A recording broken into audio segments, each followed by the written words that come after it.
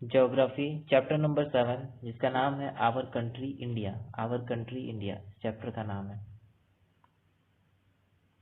India is a country of vast geographical expanse. In the north it is bounded by the lofty Himalaya. हमारे country के north में हिमालय है। The Arabian Sea in the west, और west में क्या है? Arabian Sea. मैं यहाँ पर नॉर्थ, साउथ, ये ईस्ट है और ये वेस्ट है। तो नॉर्थ में हमारी कंट्री के नॉर्थ में हिमालय है। And the Arabian Sea in the west, west में क्या है? अरेबियन सी है। And the Bay of Bengal in the east, और ईस्ट में क्या है? बे ऑफ बंगाल है। And the Indian Ocean in the south, और साउथ में क्या है? इंडियन ओशन है। India has an area of about 3.28 million square kilometre. और इंडिया की अगर एरिया की बात करें कि टोटल कितना एरिया कवर करता है इंडिया, तो 3.28 मिलियन स्क्वायर किलोमीटर इसकी एरिया है। The north to south extend from Kashmir to Kanyakumari is about 3,200 kilometre. और वही कश्मीर से लेकर कन्याकुमारी तक इंडिया का जो एक्सटेंट है, जो डिस्टेंस है, वो 3,200 किलोमीटर है। और ईस्ट की अगर बात करें तो अरुणाचल प्रदेश से लेकर रन ऑफ कच्छ, गुजरात तक जो इंडिया का डिस्टेंस है वो है 2,900 kilometre. 2,900 kilometre. The lofty mountain, the great Indian desert, the northern plain. हम देखिए कि नॉर्थ में लॉफ्टी बड़े बड़े माउंटेन्स हैं। फिर हमें वेस्ट में डेजर्ट भी मिलेगा, राजस्थान वाले इलाके में। कहीं हमें नॉर्दर्न प्लेन मिलेगा, पूरा प्लेन है। और कहीं पर uneven plateau surface and the coast and island present a diversity of landform. कितनी ज़्यादा यहाँ पर लैंडफॉर्म में डाइवर्सिटी है। कहीं पर हमें माउंटेन्स देखने को मिलेंगे, कहीं हमें डेजर्ट्स देखने को मिलेंगे, तो वहीं कहीं पर प्लेन्स भी है और कहीं आइसलैंड भी है। इतना ज़्यादा डाइवर्सिटी है वो। साथ ही साथ यहाँ पर क्लाइमेट में भी, वेजिटेशन में भी, वाइल्ड लाइफ में भी, और लैंग्वेज एंड कल्चर में भी यहाँ पर डाइवर्सिटी है। India has a population of more than 120 crore. यहाँ पे कितनी पॉपुलेशन है? 120 करोड़। 120 करोड़ पॉपुलेशन है इंडिया की। और हमारा कंट्री इंडिया चाइना के बाद सेकेंड मोस्ट पॉपुलस कंट्री है in the world after China. यानी कि चाइना के बाद हमारे देश में सबसे ज़्यादा लोग रहते हैं। अब हम इंडिया के लोकेशनल सेटिंग की बात करेंगे कि इंडिया ग्लोब में कहाँ पर एग्जिस्ट करता है। India is located in the northern hemisphere. India कहाँ पे है लोकेटेड है? नॉर्दर्न हेमिस्फीयर में।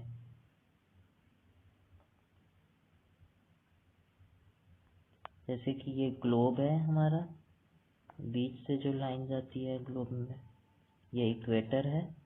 और ऊपर वाला जो हाफ है, ये वाला जो हाफ है, ये नॉर्दर्न हेमिस्फीयर है। तो इंडिया इसी नॉर्दर्न हेमिस्फीयर में ही लोकेट है।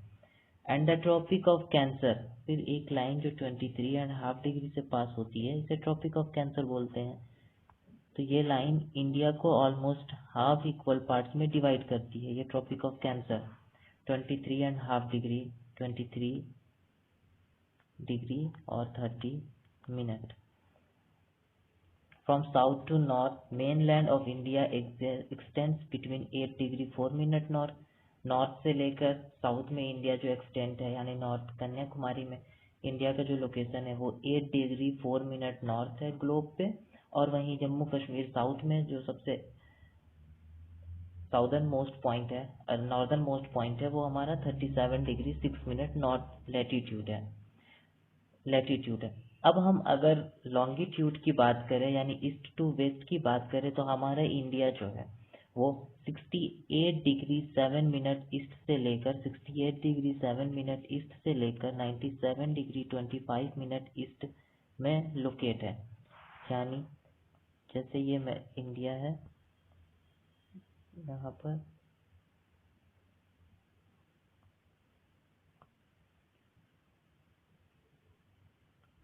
ये इंडिया है। तो यहाँ ये जो लाइन जा रही है यहाँ पर, ये 8 डिग्री 4 मिनट से इंडिया शुरू है। 8 डिग्री 4 मिनट नॉर्थ से इंडिया शुरू है। फिर यहाँ पर 37 degree 6 minute north, 6 minute north. फिर यहाँ पर अगर हम बात करें और यहाँ पर बात करें तो यहाँ से जो है वो 68 डिग्री 7 मिनट ईस्ट से लेकर यहाँ पर 97 डिग्री 25 मिनट ईस्ट तक इंडिया का लोकेशनल सेटिंग है। उसके बाद if we divide the world into eastern and western hemisphere, which hemisphere would India belongs to. अगर हम वर्ल्ड को ईस्टर्न हेमिस्फीयर और वेस्टर्न हेमिस्फीयर में डिवाइड कर दें, जैसे ये ग्लोब है, ग्लोब से ये जो लाइन है इक्वेटर, इक्वेटर के ऊपर वाला नॉर्दर्न हेमिस्फीयर कहलाता है, नीचे वाला साउदर्न हेमिस्फीयर कहलाता है। इसी तरह एक लाइन है जिसे प्राइम मेरिडियन कहते हैं, ये वाला लॉन्गिट्यूडनल लाइन। के बाद इधर भी जितनी कंट्री है उसे ईस्टर्न हेमिस्फीयर में बोल देते हैं और इधर जितनी कंट्री है उसे वेस्टर्न हेमिस्फीयर बोल देते हैं। तो इंडिया ईस्टर्न हेमिस्फीयर में लोकेट है। ठीक है, लॉन्गिट्यूड की अगर बात करें तो इंडिया ईस्टर्न हेमिस्फीयर में, अगर लैटिट्यूड की बात करें तो इंडिया नॉर्दर्न हेमिस्फीयर में है।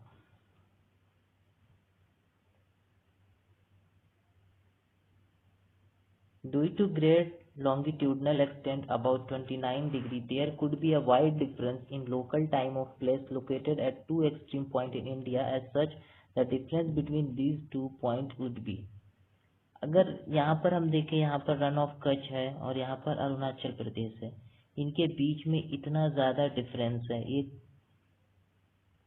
68 डिग्री 7 मिनट है तो यहाँ पर 97 डिग्री 25 मिनट है। इनके बीच में लगभग 29 डिग्री का लॉन्गिट्यूडनल एक्सटेंट है, 29 डिग्री का। इस वजह से बहुत ही ज़्यादा टाइम गैप हो जाता है गुजरात से लेकर अरुणाचल प्रदेश के बीच में, लगभग 2 घंटे का टाइम गैप हो जाता है of about 4 minute for every 1 degree. अगर 1 डिग्री की बात करें तो हर 1 डिग्री पे 4 मिनट का टाइम चेंज हो जाता है, 4 मिनट टाइम चेंज हो जाता है। The sun rises about 2 hour earlier in the east. यही वजह है कि अरुणाचल प्रदेश में सन करीब 2 घंटा पहले निकल जाता है और वही सन गुजरात में 2 घंटे बाद निकलता है। You have already read earlier why the local time of longitude of 82 degree 30 minutes east has been taken as the Indian Standard Time। तो इस तरह, क्योंकि जब अर्थ 1 डिग्री मूव करता है, 1 डिग्री जब अर्थ मूव करेगा तो 4 मिनट का डिफरेंस आ जाएगा, यानी अर्थ 1 डिग्री मूव करने में 4 मिनट लेते हैं। तो हमारे इंडिया में अरुणाचल प्रदेश और गुजरात के बीच में तो इतना ज़्यादा लॉन्गिट्यूडनल डिफरेंस है, तो करीब 2 घंटे का डिफरेंस आ जाता है। यही वजह है कि हम लोग 82 डिग्री 30 मिनट ईस्ट को इंडिया स्टैंडर्ड टाइम मान लिए हैं। 82 डिग्री 30 मिनट ईस्ट को इंडिया का स्टैंडर्ड टाइम मान लिया गया है कि यहाँ पे जो लोकल टाइम हो रहा होगा वो पूरे इंडिया में वही टाइम को माना जाएगा, उसी टाइम को माना जाएगा, क्योंकि ताकि ये डिफरेंस जो क्रिएट हो रहा है वो डिफरेंस ना हो। वरना टाइम में गुजरात में तो पहले, अरुणाचल प्रदेश में तो पहले सुबह हो जाएगी और गुजरात में तो बाद में होती है, तो टाइम का डिफरेंस आ जाएगा इस वजह से। फिर है इंडिया नेबर। इंडिया के कौन कौन से पड़ोसी देश हैं, तो यहाँ पर दिया हुआ है। इंडिया ये है अपना ऑरेंज वाला अपना इंडिया है। तो यहाँ पर हम देखेंगे पाकिस्तान हमारा नेबरिंग कंट्री है। फिर इंडिया के साथ बाउंड्री अफगानिस्तान की भी यहाँ पर थोड़ा सा लग रही है, तो अफगानिस्तान भी हमारा नेबरिंग कंट्री हो गया। फिर ये पूरा चाइना के साथ इंडिया की बाउंड्री है, तो पूरी चाइना के साथ है, तो चाइना भी हमारा नेबरिंग कंट्री हो गया। फिर उसके बाद यहाँ से नेपाल के साथ भी हमारी बाउंड्री है, तो नेपाल भी हमारा नेबरिंग कंट्री हो गया। और ये भूटान, फिर यहाँ बांग्लादेश और ये म्यांमार। इस तरह हम देखें तो टोटल 7 कंट्री है, 1 2 3 4 5 6 और 7। ये 7 कंट्री है जो लैंड के साथ इंडिया का बॉर्डर शेयर करती है। इसके बाद श्रीलंका भी एक है। ये श्रीलंका ये वाटर के साथ हमारी बाउंड्री शेयर करती है, यानी ये भी हमारा नेबरिंग कंट्री है श्रीलंका। और इसके बाद मालदीव जो आइसलैंड है, ये भी हमारा नेबरिंग कंट्री है, इंडिया का नेबरिंग कंट्री है।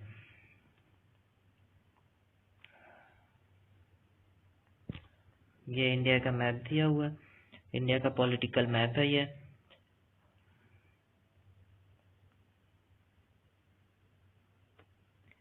How many of these countries do not have access to any ocean or sea? Across the sea to south lie our island neighbors Sri Lanka and Maldives. हमारे Iceland neighbour कौन कौन से हैं? श्रीलंका और मालदीव, ये दो हमारे ऐसे नेबर्स हैं, ऐसे पड़ोसी हैं जो आइसलैंड है। Sri Lanka is separated from India by पाक स्ट्रेट। यहाँ पे आप अगर मैप में देखें तो ये श्रीलंका है, यहाँ पर ये श्रीलंका है, और यहाँ पर जो छोटा सा ये दिख रहा है, ये छोटा सा रास्ता, ये इसे क्या बोलते हैं? इसे बोलते हैं पाक स्ट्रेट। पाक स्ट्रेट, पाक स्ट्रेट, यानी इंडिया और श्रीलंका दोनों कंट्री पाक स्ट्रेट से ही कनेक्ट होती है, पाक स्ट्रेट से कनेक्ट होते हैं इंडिया और श्रीलंका। नेक्स्ट है political and administrative division. India का किस तरीके से डिवीजन किया गया है, पॉलिटिकल डिवीजन, कितने स्टेट हैं और कितने टेरिटरी है इंडिया की, इसके बारे में हम स्टडी करें। India is a vast country. For administrative purpose the country is divided into 29 state and 9 union territory. India बहुत बड़े देश है, तो इस वजह से एडमिनिस्ट्रेशन को सही से चलाने के लिए इंडिया अलग अलग स्टेट्स में इंडिया को डिवाइड कर दिया गया है। और इंडिया में अभी एट प्रेजेंट 29 स्टेट, लेकिन ये जब बुक लिखी गई है तब 29 स्टेट था, लेकिन अभी इंडिया में 28 स्टेट है, क्योंकि जम्मू और कश्मीर को यूनियन टेरिटरी बना दिया गया। एंड 9 यूनियन टेरिटरी, और 9 यूनियन टेरिटरी नहीं, अब 8 यूनियन टेरिटरी है। Delhi is the national capital. ये सब पता ही है कि इंडिया का नेशनल कैपिटल दिल्ली है। The state have been formed mainly on the basis of language, और बहुत सारे स्टेट लैंग्वेज के बेसिस पर बनाए गए थे। अब हम इंडिया की फिजिकल डिवीजन को देखेंगे। ये तो था एडमिनिस्ट्रेटिव डिवीजन, अब हम फिजिकल डिवीजन पढ़ेंगे इंडिया का।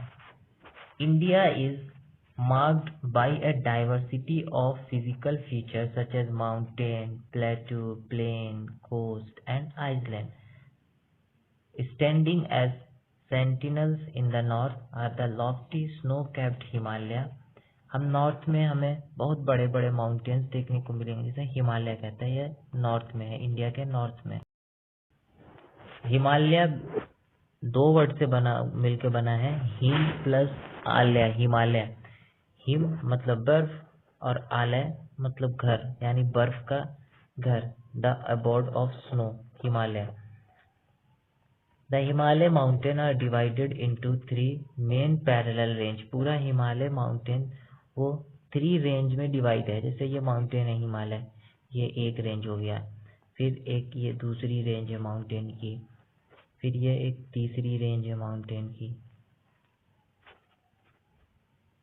तो ये समझ में आ गया, 3 रेंज होते हैं हिमालय माउंटेन के। The northern most is the great Himalaya और हिमाद्री। ये जो नॉर्दर्न मोस्ट है ना, ये वाला, ये जो नॉर्थ में सबसे नॉर्थ में है, ये वाला हिमालय रेंज जो है हिमालय का, ये वाला,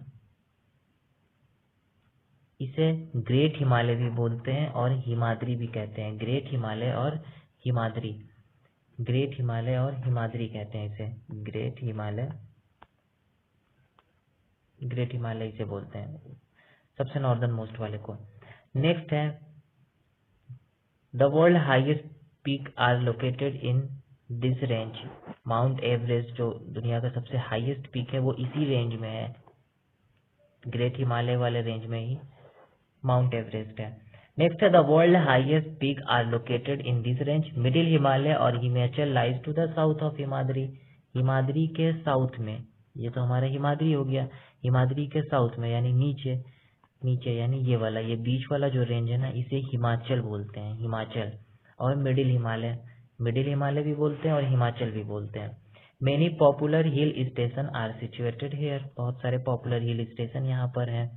find out name of the 5 hill station. आपको 5 हिल स्टेशन के नाम कमेंट में बताने हैं।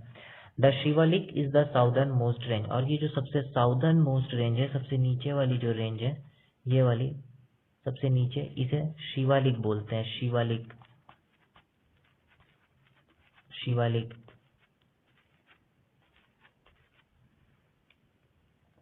शिवालिक रेंज इसे बोलते हैं। नेक्स्ट है the north Indian plain lies to the south of the Himalaya. अब हिमालय के यानी शिवालिक के नीचे अब यहाँ से क्या शुरू हो जाता है, यहाँ से प्लेन शुरू हो जाता है, शिवालिक के नीचे से प्लेन शुरू हो जाते हैं, जिसे नॉर्थ इंडियन प्लेन कहते हैं, प्लेन शुरू हो जाते हैं इसके बाद से। ठीक है, फिर है the north Indian plain lies to the south of the Himalaya, they are generally level and flat. Plain क्या होते हैं, जनरली लेवल होते हैं और फ्लैट होते हैं, प्लेन फ्लैट होते हैं। These are formed by alluvial deposit laid down by river the Indus, the Ganga, Brahmaputra and their tributaries। और ये प्लेन कैसे बनता है, तो the Ganga river, Brahmaputra river और उनकी ट्रिब्यूटरीज और इंडस रिवर, ये सब रिवर मिल के इंडस उसकी ट्रिब्यूटरीज, गंगा और ब्रह्मपुत्रा, ये 3 रिवर और इनकी ट्रिब्यूटरीज। अब ट्रिब्यूटरीज क्या होती है, तो वो छोटे छोटे रिवर जो थोड़ा बहने के बाद में आके किसी बड़ी रिवर में मिल जाते हैं, उन्हें ट्रिब्यूटरीज कहते हैं। तो यही 3 नदियां जो है वो पहाड़ों से क्या लाती हैं, डिपॉजिट्स लाती हैं, एलुवियल डिपॉजिट, छोटे छोटे टुकड़े लाते हैं चट्टानों के, मिट्टी के थोड़े थोड़े टुकड़े लाते हैं हिमालय से और यहाँ पर लाके जमा करने लगते हैं और इस तरीके से प्लेन बन जाता है।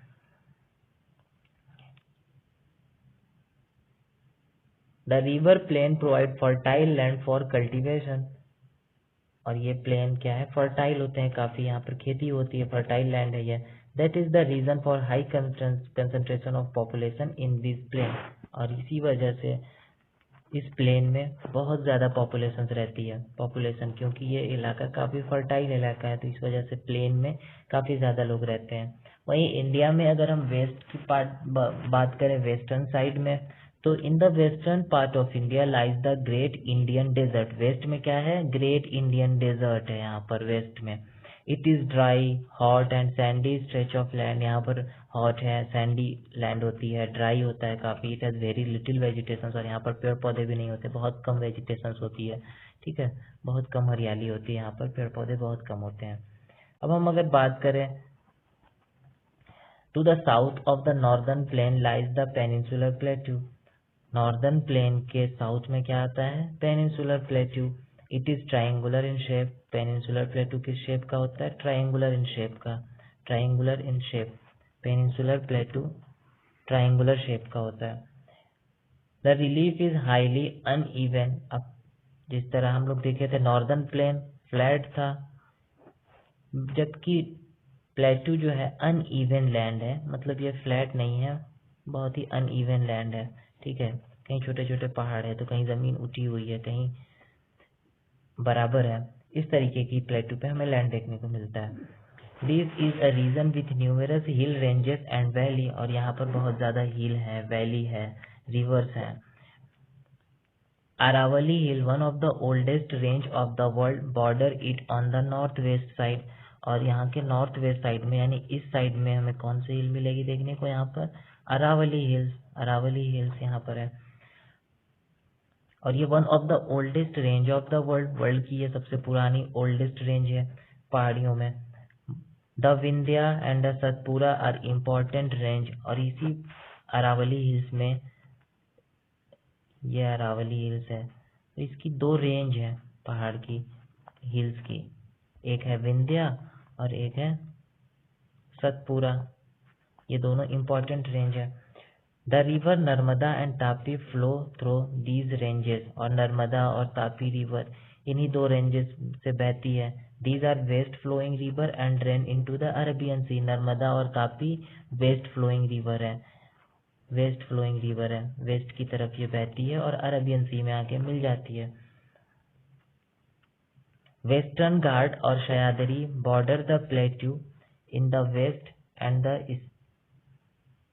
The Eastern Ghat provide the eastern boundary. और यहाँ पर हम देखेंगे, उसके बाद ये हो गया प्लेटू, इधर ऐसा था प्लेटू। यहाँ पर जो जगह बचेगी इंडिया के नीचे में, ये वाली जगह जो है इंडिया का ये मैप है। द वेस्टर्न घाट और Sahyadri border the plateau in the west. West में क्या है, वेस्ट में वेस्टर्न घाट है, इधर वेस्टर्न घाट है, और वेस्टर्न घाट को सह्याद्रीज भी बोलते हैं, और ईस्ट में ईस्टर्न घाट है। While the western Ghats are most continuous, the eastern Ghats are broken and uneven. Western Ghat जो है कॉन्टिन्यूस है, जबकि ईस्टर्न घाट जो है बीच बीच से ब्रोकन है और अनइवन है। To the west of the western Ghat and the east of the eastern Ghat lies the coastal plain। अब वेस्टर्न घाट के बाद फिर से यहाँ पर क्या आ जाता है, प्लेन आ जाता है थोड़ा सा, और इधर ईस्टर्न घाट के बाद फिर से प्लेन आ जाता है थोड़ा।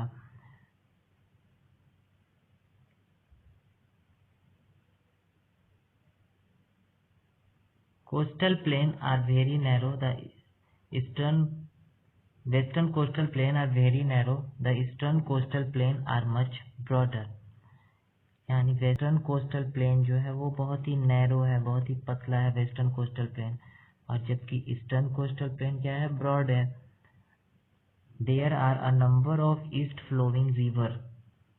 और इधर बहुत सारी ईस्ट फ्लोइंग रिवर है जो ईस्ट की तरफ बहती है।